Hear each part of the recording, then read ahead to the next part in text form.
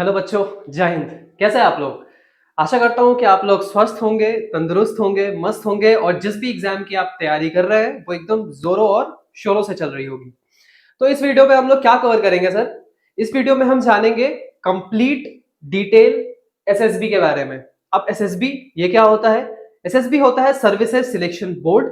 ये एक interview process होता है टोटल 5 दिनों का, जिसको कि क्लियर करके आप इंडियन आर्म फोर्सेस के किसी भी विंग, आर्मी, एयरफोर्स, नेवी, उसमें ऑफिसर बन सकते हैं। अब ये वीडियो हम लोग क्यों कवर कर रहे हैं? ये भी आपकी वजह से कवर कर रहे हैं बच्चों। जो हमने TS54 एंट्री से रिलेटेड वीडियो निकाली थी, उस पे आप लोगों के बहुत सारे कमेंट्स आए, हमें बहुत सारे पर्सनल मैसेजेस आए, डीएम्स आए कि सर एसएसबी के बारे में एक कंप्लीट वीडियो लेकर के आइए। तो हम आ गए हैं उसके साथ ही। अब क्या हम सारी चीजें इसी वीडियो में कवर करेंगे? तो नहीं, एसएसबी जो है, जैसे कि मैंने आपको बताया कि ये कंप्लीट 5 दिन का प्रोसेस होता है। तो इसको हम एक वीडियो में अगर कवर करें तो वीडियो बहुत ही लंबी हो जाएगी। तो हम इसको टोटल 3 पार्ट्स में लेकर के आने वाले हैं, जिसका कि पार्ट 1 ये वीडियो है। क्या क्या चीजें हम कवर करेंगे इन 3 पार्ट्स में? तो हम कवर करेंगे OLQs, जो कि ऑफिसर लाइक क्वालिटीज। ये सेम चीजें मैंने मेंशन की थी अपने TS54 एंट्री वाले वीडियो में भी। अगर आपने वो चेक नहीं किया है, आप चेक करिए। और अगर अभी तक आपने अप्लाई नहीं किया है, डेट अगर बची हुई है, तो आप अप्लाई करिए बच्चों।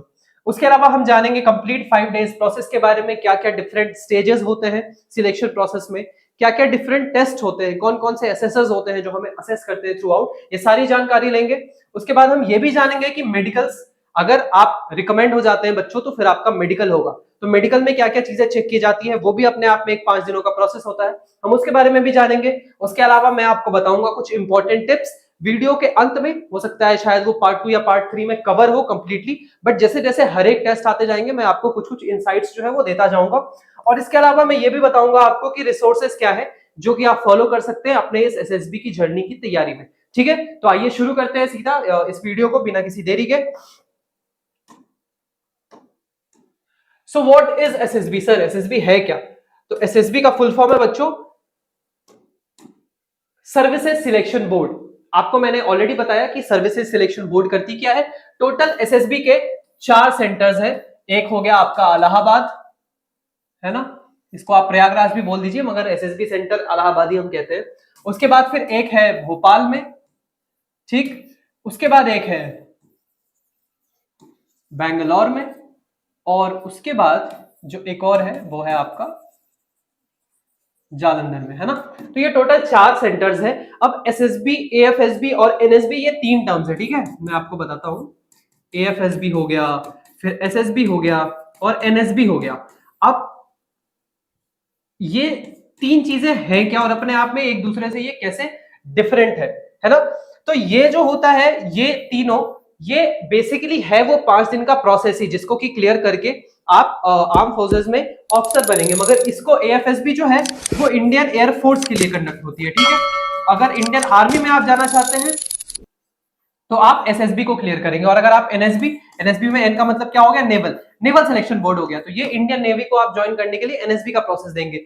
बहुत सारी चीजें जो है ये एएफएसबी, एसएसबी और एनएसबी में सिमिलर ही होती है, कुछ चीजों का डिफरेंस होता है। खैर, ये जो एसएसबी है ये हम कंप्लीट आर्मी के पर्सपेक्टिव से आपको बता रहे हैं, और बाकी जितने भी एएफएसबी और एनएसबी उनमें हल्की फुल्की की डिफरेंस होती है। तो it checks if you have the skills to become an officer in the Indian arm forces. SSB में चेक क्या किया जाता है सर? तो यही चेक किया जाता है कि क्या आप आर्म फोर्सेस के लिए एक राइट फिट है, क्या आप एक ऐसे कैंडिडेट हैं जिसको कि ट्रेन करके इंडियन आर्म फोर्सेस में एक ऑफिसर की उपाधि, एक दर्जा जो है वो आपको दिया जाएगा कि नहीं। कितने दिनों का प्रोसेस होता है? 5 डेज का प्रोसेस होता है, जिसमें कि बहुत ही डिफरेंट टाइप ऑफ टेस्ट होते हैं। आगे बढ़ते हैं बच्चों। टेस्ट क्या किया जाएगा एसएसबी में? तो मैंने आपको ऑलरेडी बताया कि वो जो OLQs है ना, ऑफिसर लाइक क्वालिटीज, वही चीजें जो है वो आप में चेक की जाएंगी। ऑफिसर लाइक क्वालिटीज का भी जिक्र मैंने अपने टीएस वाले एंट्री वाले वीडियो में किया था। खैर, वहां पे हम उतना इन डेप्थ नहीं गए थे। यहाँ पे हम देखेंगे कि OLQs होते क्या है। अब OLQs को जानने से पहले हम ये वाली चीज को कवर करते हैं कि ये क्या है। मनसा, वाचा और कर्मणा। What do you mean by this sir? मनसा मतलब आपका माइंड, वाचा मतलब आपकी स्पीच, और कर्मणा मतलब आपका एक्शन। अब ये तीनों चीजें अगर आप में सटीक हैं, शुद्ध हैं, प्योर है, और तीनों की तीनों चीजें अलाइंड है, जो चीज आप सोचते हैं अगर आप वैसा बोलते हैं और आपके एक्शंस में भी अगर वो चीजें दिखती हैं और वो सारी चीजें सही हैं, तो आप एक बिल्कुल ही राइट फिट है इंडियन आर्म फोर्सेज में एक प्रॉपर कैडेट बनने के लिए, जिनको कि ट्रेन करके इंडियन आर्म फोर्सेज में ऑफिसर बनाया जा सकता है बच्चों। ठीक है, तो आपके जो थॉट्स हैं, आपकी जो स्पीच है और आपके जो एक्शंस, ये तीनों को भी चेक किया जाता है through out complete 5 days process में, कि ये तीनों चीजें कितनी सही है और कितने एक दूसरे से अलाइंड है, सामंजस्य है इन तीनों में। ठीक है, और वो चेक करके आपको वो टर्म्स क्या होती है जिनके थ्रू चेक किया जाता है ये तीनों चीजें प्रॉपर्ली सही से वर्क कर रही है कि नहीं, वो है OLQs। अब OLQs भी हम 4 फैक्टर में डिवाइड कर सकते हैं बच्चों। पहला हो गया आपका माइंड, दूसरा हो गया हार्ट, तीसरा हो गया गट्स, गट्स मतलब आप में कितनी हिम्मत है, और चौथा हो गया आपके लिम्स, मतलब आप कितने फिजिकली फिट है। तो माइंड के सेक्शन में अगर हम देखें, इफेक्टिव इंटेलिजेंस हो गया, रीजनिंग एबिलिटी, ऑर्गेनाइजिंग एबिलिटी और पावर ऑफ एक्सप्रेशन, ये आपकी कितनी तगड़ी है वो चेक किया जाएगा माइंड के लेवल पे, factor 1। Factor 2 is your heart.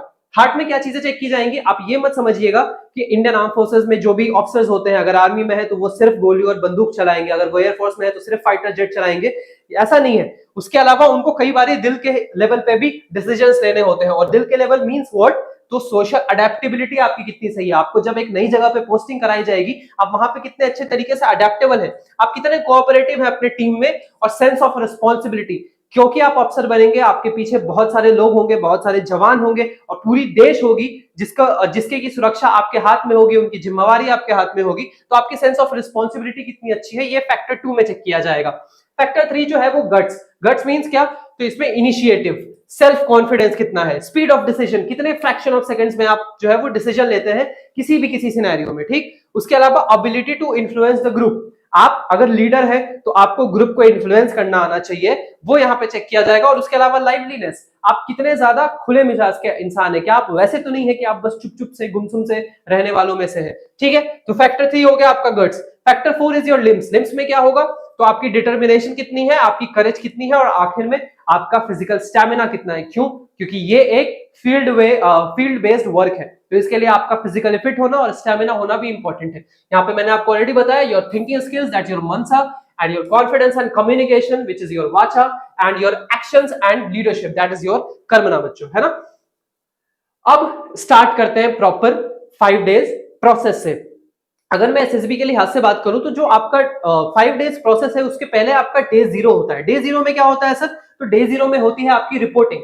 आपको जिस भी एसएसबी सेंटर के लिए कॉल लेटर आया है, अगर आप किसी रिटन एंट्री के थ्रू जा रहे हैं, कह लीजिए एनडीए के थ्रू, या फिर अगर आप ग्रेजुएशन एंट्री में सीडीएस या एफकेट क्लियर करके जा रहे हैं, तो आपको जो कॉल लेटर आया है वो, और उसके अलावा अगर आप डायरेक्ट एंट्री से जा रहे हैं, जैसे कि टीएस हो गया, उसके अलावा यूजीसी एंट्री हो गया, तो उसमें आपको जो भी कॉल लेटर में एसएसबी सेंटर मेंशन्ड है, आप वहां पे पहुंचेंगे और उसके बाद अपने डॉक्यूमेंट सबसे पहले वेरीफाई करेंगे। स्टार्टिंग में जो है वो सिर्फ कुछ ही डॉक्यूमेंट्स चेक की जाती है, उसमें आपका कॉल लेटर होता है, उसके अलावा आपकी एक वैलिड आईडी प्रूफ होती है, जैसे आधार कार्ड हो गया, वो चेक करी जाएगी, वो मिलाई जाएगी, और उसके बाद आपका, आप इस तरीके से देखिए, आप इस तरीके से लाइन बना के खड़े रहेंगे, और फिर आपकी जो है वो डॉक्यूमेंटेशन होगी। डॉक्यूमेंटेशन होने के बाद आपको चेस्ट नंबर अलॉट किया जाएगा। अब चेस्ट नंबर क्या होता है सर, तो आप इस फोटो में देखिए, ये खैर मेरी ही एक एसएसबी की फोटो है, 5 air force selection board, 5 AFSB Guwahati, 30 मार्च से लेकर के 3 अप्रैल 2023 तक मेरी इंटरव्यू चली थी। ये मेरी ग्रुप की फोटो है, और यहाँ पे अगर आप मुझे देख पा रहे हैं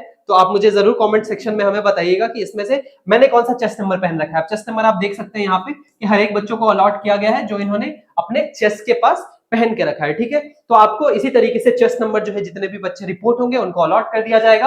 अब आगे आप जितने भी प्रोसेस है उसमें अपने नाम या अपने रोल नंबर के हिसाब से नहीं, बल्कि आप एक चेस्ट नंबर के हिसाब से पुकारे जाएंगे। ठीक है, उसके बाद आपको क्या किया जाएगा, आपको ब्रीफिंग दी जाएगी सारे के सारे रूल्स और स्केड्यूल के बारे में कि स्केड्यूल क्या रहने वाला है। ठीक है, अब सीधा बढ़ते हैं डे 1 पे। अब डे 1 जो है, अब यहाँ पे मैं आपको प्रोसेस आपको बता दूं कि प्रोसेस जो है वो टोटल 2 स्टेजेस में डिवाइड होता है। एक हो गया स्टेज 1 और एक हो गया स्टेज 2। दोनों ही स्टेजेस में बच्चे जो है वो सिलेक्ट और रिजेक्ट किए जाते हैं, या फिर कह लीजिए रिकमेंड किए जाते हैं, या फिर नॉट रिकमेंड किए जाते हैं आगे के फर्दर प्रोसेसेस के लिए। तो आपका जो स्टेज 1 है वो स्क्रीनिंग टेस्ट होगा। एसएसबी में जैसे मैंने आपको बताया कि अगर डे 0 किसी एक दिन पे हो रहा है तो डे 1 किसी और डे पे होगा। एएफएसबी में जनरली क्या होता है कि जिस दिन पे हम रिपोर्ट करते हैं, मान लीजिए सुबह 5 या 5:30 बजे की हमारी रिपोर्टिंग थी, तो स्टार्टिंग के 2-3 घंटे में जो हमारा डॉक्यूमेंटेशन है वो कंप्लीट हो जाता है, और फिर उसके बाद ब्रेकफास्ट करा करके सुबह 8 या 9 बजे के करीब ये स्क्रीनिंग टेस्ट उसी दिन पे शुरू हो जाती है। तो उनका डे 0 डे 1 सेम डे पे ही होता है। अब डे 1 स्क्रीनिंग टेस्ट में कराया क्या जाएगा सर, तो सबसे पहले टोटल मिलाकर के 2 टेस्ट होंगे, जिसमें कि सबसे पहले आपका होगा ओआईआर टेस्ट। अब ओआईआर टेस्ट क्या होता है, तो ऑफिसर इंटेलिजेंस टेस्ट। ठीक है, ratio test, officer intelligence ratio test. इसमें क्या होगा, आपको टोटल 2 बुकलेट्स मिलेंगे, एक के बाद एक। दोनों बुकलेट्स में होंगे क्या, तो क्वेश्चंस होंगे एमसीक्यू बेस्ड या फिर fill in the blanks based, और वो क्वेश्चन होंगे कहां से, तो वर्बल और नॉन वर्बल रीजनिंग के क्वेश्चन होंगे। एक प्रॉपर टाइम लिमिट दिया जाएगा, ये डिपेंड करता है हर एक एसएसबी सेंटर पे। उसके बाद उसी सीमित समय के दौरान आप एक जगह पे बैठे होंगे सारे बच्चे, आपको बुकलेट्स मिलेंगे, आपको अपने आंसर्स जो है वो वहां पे मार्क करने हैं। पहला बुकलेट आपको मिलेगा, आप पहला बुकलेट कंप्लीट करेंगे, फिर दूसरा बुकलेट मिलेगा, फिर आप दूसरा बुकलेट भी जो है वो कंप्लीट करेंगे। जैसे ही आपका ओआईआर टेस्ट होता है, फिर आपको ग्रुप्स में डिवाइड कर दिया जाएगा। मान लीजिए 10 से 12 लोगों का या फिर 15 लोगों का भी कई बार होता है, अगर बच्चे ज्यादा रिपोर्ट करते हैं बहुत सारी एंट्री में, जैसे एफकैट एंट्री में या एनसीसी स्पेशल एंट्री होती है, उनमें भीड़ काफी ज्यादा होती है। रिटन एंट्री के बजाय जब डायरेक्ट एंट्री होती है ना, तो उसमें काफी ज्यादा भीड़ होती है। तो उसमें क्या किया जाता है कि जो ग्रुप साइज होता है वो 10, 15, 18 ऐसे भी लोगों का बनाया जाता है। तो आपको किसी एक ग्रुप में डिवाइड कर दिया जाएगा। उसके बाद आपको लेकर के जाया जाएगा वापस से एक हॉल में, और उस हॉल में प्रोजेक्टर के थ्रू स्क्रीन पे एक फोटो दिखाई जाएगी। अब फोटो कैसी होगी सर, तो फोटो कुछ इस प्रकार की होगी। इससे भी ज्यादा शेडी इमेज हो सकती है बच्चों, इसको देख करके आप ऐसे मत चौंकिएगा कि आपको दिख नहीं रही है प्रॉपर, ये इमेज होती ही ऐसी है, बहुत ही शेडी टाइप की होती है। अब इस इमेज को देख करके हमें क्या करना है, तो इस इमेज को देख करके आपको टाइम मिलेगा। सबसे पहले स्टार्टिंग के 30 सेकंड जो है वो आपको 30 सेकंड से लेकर के 1 मिनट का टाइम जो है वो आपको इस पिक्चर को ऑब्जर्व करने के लिए मिलेगा। ऑब्जर्व करने के बाद अगले 2 से 3 मिनट में वो आपको ब्रीफिंग में बता दिया जाएगा कि आपको कितने समय का टाइम ऑब्जर्व करने के लिए मिलेगा, कितने समय का टाइम आपको बाकी के प्रोसेस के लिए मिलेगा। बाकी का प्रोसेस क्या है सर, तो आपको एक स्टोरी लिखनी है जिसका कि एक टाइटल होगा, ठीक है, टाइटल कह लीजिए या फिर आप एक्शन कह लीजिए स्टोरी का, है ना, कि स्टोरी में चल क्या रहा है। फिर यहाँ पे एक बॉक्स होगा वहां पे बच्चों, उस बॉक्स में आपको कुछ चीजें मेंशन करनी होगी। अब आप जो भी इस पिक्चर को देख करके एक स्टोरी अपने दिमाग में परसीव कर रहे हैं, उस स्टोरी को आप यहाँ पे लिखेंगे, और इस स्टोरी का जो सेंट्रल कैरेक्टर होगा, आपका मेन कैरेक्टर होगा, जो हीरो होगा, उसके बारे में आपको कुछ इन्फॉर्मेशन यहाँ पे लिखनी है। अब इन्फॉर्मेशन में क्या चीजें आएंगी, तो उस सेंट्रल कैरेक्टर का एज क्या है, उस सेंट्रल कैरेक्टर का मूड क्या है, और वो जो सेंट्रल कैरेक्टर है वो आपका यहाँ पे उसकी जो जेंडर है, मेल है या फीमेल है, ये सारी चीजें आपको मेंशन करनी है। इसके अलावा अगर कुछ और चीज मेंशन करनी होगी वो आपको उधर ही ब्रीफिंग में सारी चीजें जो है वो ब्रीफिंग के दौरान आपको बता दी जाएंगी, ठीक है बच्चों। उसके बाद आपका पीपीडीटी टेस्ट में, पीपीडीटी का फुल फॉर्म जो होता है वो होता है picture perception and description test. अब पिक्चर तो आपने पिक्चर का परसेप्शन कर लिया, उस पर स्टोरी लिख ली, अब आपको जाकर के क्या करना है, इस पे नरेशन और डिस्कशन करना है।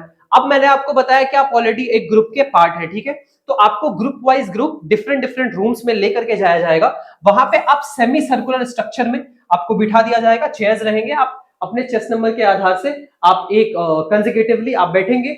यहाँ पे जो आप देख रहे हैं ये असेसर्स बैठे हुए हैं, ठीक है, ये आपको जज करेंगे। अब यहाँ पे जो पहला बंदा होगा वो अपना नरेशन शुरू करेगा, ठीक है, इसने अपनी नरेशन 1 मिनट में खत्म करनी है बच्चों, ठीक है, 1 मिनट के अंदर का टाइम मिलेगा इनको। उसी बीच में यहाँ पे जो असेसर्स होते हैं उनके पास एक घंटी होती है यहाँ पे। अब जैसे ही बच्चा जो है, जैसे ही जो कैंडिडेट है उसका 1 मिनट खत्म होगा, ये जो असेसर है वो घंटी दबा देंगे। घंटी दबाने के बाद इस बच्चे को जो है वहां पे आराम से रुक जाना है, बैठ जाना है। कई बार क्या होता है कि बहुत सारे बच्चे जो होते हैं वो प्रिपेयर करके जाते नहीं है, उनको नॉलेज नहीं होती है, या फिर वो अंडर कॉन्फिडेंट होते हैं, तो वो खड़े होने के बाद डिलीवरी नहीं कर पाते हैं। तो ताकि समय ज्यादा वेस्ट ना हो, असेसर जो है वो कई बार 1 मिनट के पहले भी घंटी बजा सकते हैं। अगर उसके जब भी असेसर घंटी बजाते हैं, आपको आराम से अपनी सीट पे बैठ जाना है। अब एक एक करके सारे बच्चे जो है अपना अपना नरेशन कंप्लीट करेंगे, वो बताएंगे कि उन्होंने इस स्टोरी में क्या परसीव किया और उनकी स्टोरी पूरी की पूरी थी क्या। अब जैसे ही आखिरी कैंडिडेट जो है अपना स्टोरी खत्म करेगा, वैसे ही आपका जो ग्रुप में डिस्कशन जो है वो शुरू हो जाना चाहिए। अब आपको वापस से 10 से 12 मिनट का समय मिलेगा, जिसके अंदर आपको पूरे ग्रुप में डिसाइड करके, डिस्कशन करके आपको एक कॉमन कंसेंसस पे पहुंचना है, एक फाइनल ग्रुप की स्टोरी तैयार करनी है, ठीक है। अब इसमें चीजें क्या चेक की जाएंगी सर, इसमें आपकी बहुत सारी चीजें चेक की जाएंगी, जैसे कि आपकी लीडरशिप की कितनी क्वालिटी है, आप रिस्पॉन्सिबिलिटी कितने लेते हैं, क्या आप आगे चल करके चीजें स्टेप अप करके आप लीड करते हैं कि नहीं, आपने इनिशिएट किया कि नहीं। अगर आप इनिशिएट नहीं कर पाए तो आप बीच में किस जगह पे डिस्कशन में आए। उसके अलावा आप दूसरों को कितने अच्छे तरीके से सुनते हैं, और कोई बंदा अगर सही बोल रहा है तो उसको आप सपोर्ट करते हैं, या फिर आप उसको सिर्फ पीछे दिखाने के लिए, नीचे दिखाने के लिए आप उसको हमेशा काट रहे हैं। या फिर अगर कोई बंदा गलत कुछ बोल रहा है, उसने कुछ गलत परसीव किया है, आप उसको किस हिसाब से टैकल करते हैं, उस चीज को आप किस तरीके से मैनेज करते हैं। ये सारी की सारी चीजें यहाँ पे चेक की जाएंगी, जो ये असेसर्स बैठे हैं वो चेक करेंगे और इन्हीं सारे बिहेवियर्स में आपके जितने भी OLQs है ना वो दिख जाते हैं और उसी हिसाब से इन असेसर्स को पता चल जाता है कि आप बाकी के 4 दिन प्रोसेस के लिए आपको और डीप इन चेक किया जाए या फिर इनको अभी समझ में आ गया कि आप वेल फिट हैं भी या फिर नहीं। तो ये एक बहुत ही इंपॉर्टेंट पार्ट है आपके स्क्रीनिंग टेस्ट में ही। ये जो डिस्कशन और नरेशन का पार्ट होता है ना, ये बहुत ही मेजर फैक्टर है और बहुत ही बड़ा रोल जो है वो यहाँ पे प्रिपेयर करता है दोस्तों। अब जैसे ही आपका स्टेज 1 में आपकी PPDT खत्म हुई और उसके पहले आपकी PPDT खत्म हुई, उसके पहले आपका OER हो गया, इन दोनों के रिजल्ट को मिला करके इन दोनों में आपने कैसा परफॉर्म किया उसके आधार पे आपकी फाइनल जो है वो रिजल्ट वो प्रिपेयर की जाती है और फिर एक एक करके चेस्ट नंबर अनाउंस किए जाते हैं जो भी बच्चे आगे फर्दर प्रोसेस के लिए सिलेक्ट हुए हैं और जो भी बच्चे जो है वो फाइनली इस प्रोसेस में सिलेक्ट नहीं हो पाए हैं उनको फिर आगे आकर के दूसरे मौके का तलाश करनी होगी। तो ये था हमारा पार्ट 1 जिसमें कि मैंने आपको बताया स्टेज 1 प्रोसेस के बारे में। उससे पहले मैंने आपको बताया कि SSB है क्या चीज और SSB कैसे डिफरेंट है बाकी AFSB या NSB से। आपको पार्ट 2 में मैं ये बताऊंगा कि अगर जैसे ही आप सिलेक्ट हो गए हैं तो स्टेज 2 की जो प्रोसेस होती है वो कैसे होती है, ठीक है। उसमें मैं आपको बाकी सारे टेस्ट जो है स्टेज 2 में जो कराए जाते हैं उसके बारे में डिटेल इंफॉर्मेशन दूंगा। इस पार्ट 1 से रिलेटेड आपको जो कुछ भी डाउट आया, जो भी आपके क्वेश्चंस हैं वो हमारे कमेंट सेक्शन में आप लिखिए, उसको हम कवर करेंगे। आप हमसे किसी तरीके से जुड़ना चाहते हैं, इंस्टाग्राम, टेलीग्राम, फेसबुक, हर एक चीज की लिंक यहाँ पे दी हुई है। आपको अगर ये वीडियो पसंद आई तो लाइक करिए, शेयर करिए इस वीडियो को अपने सारे के सारे दोस्तों के साथ, उनको भी बताइए SSB के बारे में। कमेंट करके आप बताइए आपके जो भी सुझाव है या कुछ सजेशन है या कुछ डाउट है या फिर आपके जो कुछ भी कमेंट्स है, आपको अच्छा लगा वीडियो वो भी हमें कमेंट में बताइए, वो हमें मोटिवेट करेगा ऐसे और भी वीडियोस लेकर के आने के लिए। सब्सक्राइब कर लीजिए हमारे चैनल को और जो हमारा बेल आइकन है वो भी आराम से बजा दीजिए बच्चों, ठीक है। तो इस वीडियो में इतना ही था, मिलते हैं आपसे पार्ट 2 में, तब तक के लिए जय हिंद और ऑल द बेस्ट।